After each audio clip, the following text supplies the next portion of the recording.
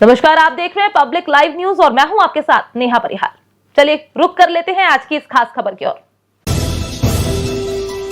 डूमस समुद्र के किनारे 175 करोड़ की लागत से टूरिज्म डेवलपमेंट का होगा विकास। डूमस सी फेस डेवलपमेंट के अंतर्गत जोन 1 पैकेज 1 विस्तार में टूरिज्म डेवलपमेंट का भूमि पूजन मंत्री के हाथों से हुआ संपन्न। भूमि पूजन के दौरान गुजरात भाजपा प्रेसिडेंट CR पाटिल, राज्य मंत्री कनुभाई देसाई, विधायक संदीप देसाई, विधायक संगीता पाटिल, नगर निगम कमिश्नर शालिनी अग्रवाल, नगर सेवक उपस्थित रहे। देखिए हमारी एक खास रिपोर्ट। डूमस समुद्र के किनारे टूरिज्म डेवलपमेंट।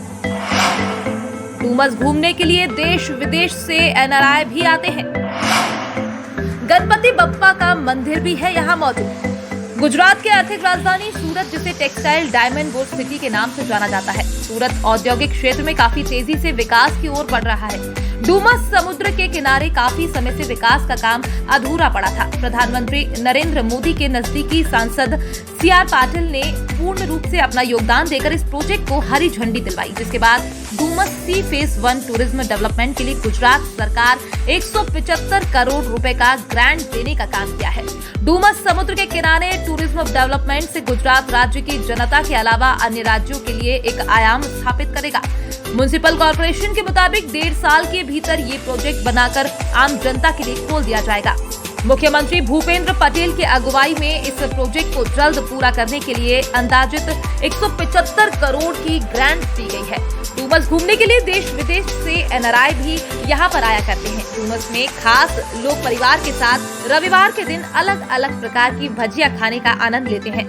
डूमस समुद्र के किनारे भगवान गणपति बप्पा का भी मंदिर है, जहाँ पर भक्तों की भीड़ देखने को मिलती है।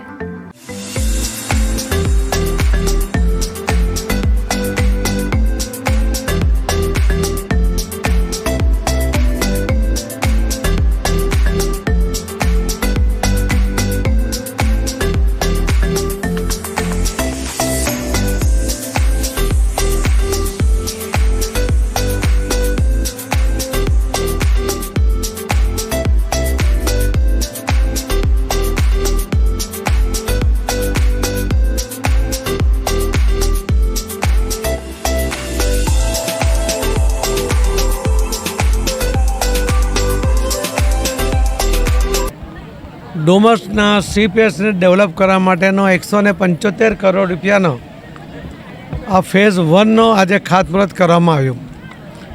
વર્ષોથી આ સી ફેસને ડેવલપ કરવા માટેની માંગણી હતી, એની જરૂરિયાત હતી, પરંતુ કોઈને કોઈ કારણોસર એ લંબાતો હતો। પરંતુ આજે કેન્દ્ર સરકાર સુધીની બધી જ NOC મળ્યા પછી આજે આ ખાતમુહૂર્તનું કામ પૂરું થયું છે અને આવનારા 1.5 વર્ષમાં આ કામ પૂર્ણ થનાર છે।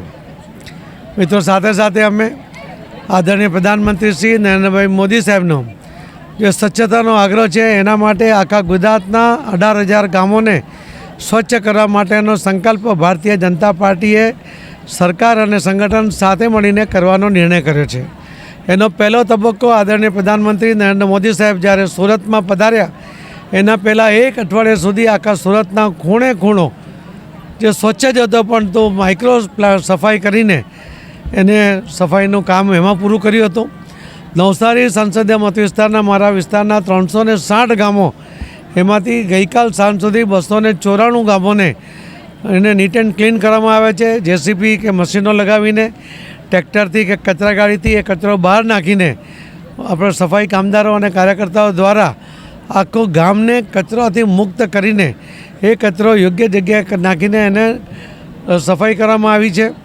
આ જાળવણી માટે પણ દર રવિવારે 1 કલાક સુધી આદરણીય પ્રધાનમંત્રી મોદી સાહેબની ઈચ્છા પ્રમાણે ગુજરાતના ભારતીય જનતા પાર્ટીના સરપંચથી સાંસદ સુધીના તમામ કાર્યકર્તાઓ 1 કલાક સફાઈ ઝુંબેશમાં જોડાશે અને કોઈ પણ ગામ જે સાફ થયું છે એમાં કોઈ ગંદકી ન થાય એના માટે પ્રયત્ન કરશે। આપણે દર વખતે સુરત શહેર આખા દેશમાં બીજા નંબરે આવે છે। આ વખતે આપણે સંકલ્પ કર્યો છે કે જે દરેક પેરામીટરમાં આપણે આગળ છીએ, પરંતુ જે લોકોનું મતદાન થાય છે એમાં આપણી જે જાગૃતિ નથી, લોકો જે સ્વયં ત્યાં સ્વચ્છતા રાખવા માટે જાગૃત થયા છે, કદાચ એટલા હજુ જાગૃતિ આપણા અહીંયા નથી।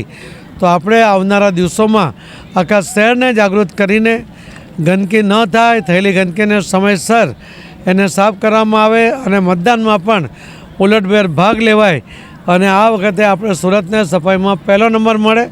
ગુજરાત આખા દેશમાં આખું રાજ્ય એના તમામ ગામો સ્વચ્છ હોય એવું રાજ્ય બને એ પ્રકારના સંકલ્પ સાથે આગળ વધી રહ્યા છે.